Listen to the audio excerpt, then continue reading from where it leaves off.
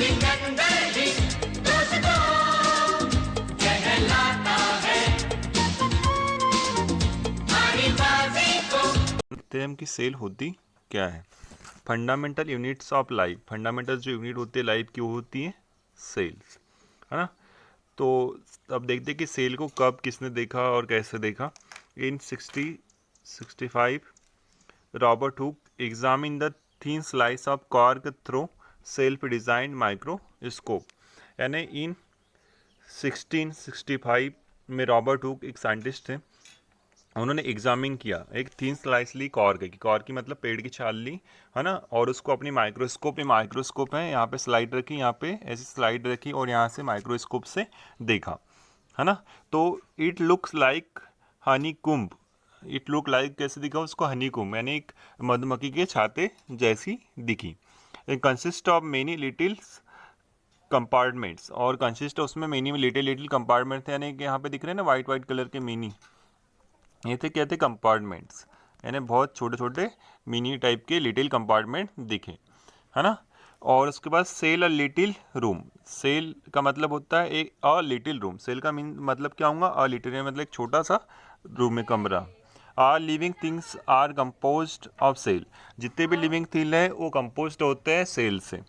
It is the basic unit of life, है ना, ये सेल जो होती है बेसिक यूनिट ऑफ होती है ना, कोई भी जितने भी लिविंग पर्सन होंगे उसमें क्या होंगी, सेल्स होंगी।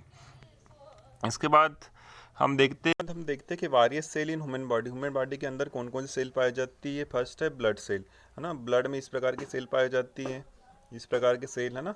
और उसके बाद बोन में इस प्रकार, हड्डियों में इस प्रकार की सेल पाई जाती है, मसल्स के अंदर इस प्रकार की सेल पाई जाती है जो हम जिससे मूव कर सकते हैं। न्यूरॉन सेल, न्यूरॉन सेल से पाई जाती है माइंड में, है ना, मस्तिष्क में, जो क्या करती है, मैसेज को कैरी करती है, हर मैसेज को हर पार्ट तक पहुंचाती है। ओएम, है ना, ये क्या होती है, फीमेल रिप्रोडक्टिव सेल है जो फीमेल में पाई जाती है। फेट सेल्स वो हैं, और स्पर्म जो ये मेल रिप्रोडक्टिव सेल्स हैं। इसके बाद हम देखते हैं types of organism on the basis of number of cell.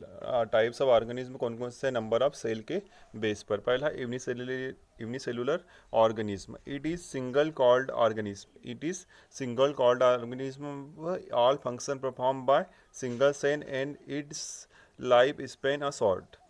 यानी ये क्या होता है, सिंगल ऑर्गेनिज्म है जिसमें सिर्फ एक सेल पाई जाती है। कितनी सेल पाई जाती है, एक सेल, और इसमें पूरे फंक्शन परफॉर्म होते हैं सिर्फ सिंगल सेल से, एक सेल से ही पूरे फंक्शन होंगे इसमें, है ना।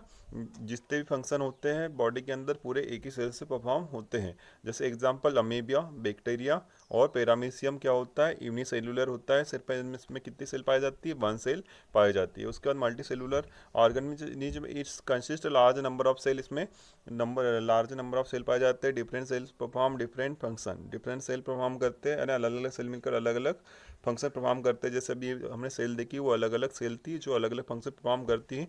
It is life spawn long, और इनकी लाइफ क्या होती है, ज़्यादा होती है, जबकि यूनिसेलुलर की लाइफ क्या होती है, कम होती है। एग्जाम्पल क्या हो गया, ह्यूमन और ट्रीज और एनिमल, इस प्रकार की मल्टी सेलुलर होता है, जबकि अमीबा, बैक्टीरिया, पेरामीशियम यूनिसेलुलर होता है। इसके बाद हम बात करते हैं कि what is cell made of, यानी सेल किन किन चीज़ों से मिलकर बनी होती है। Every single cell do basic function, और सभी सिंगल सेल में, यानी एक सेल में, यानी कोई सिंगल सेल ले लो उसमें बेसिक फंक्शन होते हैं। जैसे एक्सचेंज होता है गैसों का, और कार्बन डाइऑक्साइड O2 का डाइजेशन होता है, और एब्जॉर्प्शन होता है। Three main component of cell, cell three component से बनी होती है। एक तो फर्स्ट होता है सेल मेम्ब्रेन या प्लाज्मा मेम्ब्रेन बोलते हैं जिसको, सेकंड होता है न्यूक्लियस, और थर्ड होता है साइटोप्लाज्मा ना। सेल मेम्ब्रेन कौन सी होती है, ये जो बाहरी पार्ट है ना, ये सेल मेम्ब्रेन होंगी, या इसमें जो बाहरी पार्ट दिख रहा है वो क्या होगा, सेल मेम्ब्रेन। न्यूक्लियस जिसमें ब्लैक कलर का दिख रहा है वो क्या होगा, न्यूक्लियस। प्याज की स्लाइड है, ओनियन की स्लाइड है ना, जो ब्लैक कलर का है वो न्यूक्लियस है। और इसमें न्यूक्लियस कहाँ होगा, ये एनिमल सेल है, और ये ओनियन की सेल्स है, जो इसमें न्यूक्लियस यहाँ पे होता है। साइटोप्लाज्मा, साइटोप्लाज्मा एक लिक्विड होता है जो यहाँ पाया जाता है, जिसमें खाली जगह पाया जाता है, जो दिख रहा है हरे कलर का, ये साइटोप्लाज्मा है, साइटोप्लाज्मा है। और इसमें भी जो खाली स्पेस में वाइट कलर का दिख रहा है साइटोप्लाज्मा है। अब इनका वर्क कैसा होता है, क्या कार्य करते हैं और कैसे परफॉर्म करते हैं, इसके बारे में हम एक एक करके अगले क्लास में पढ़ेंगे। ठीक है, थैंक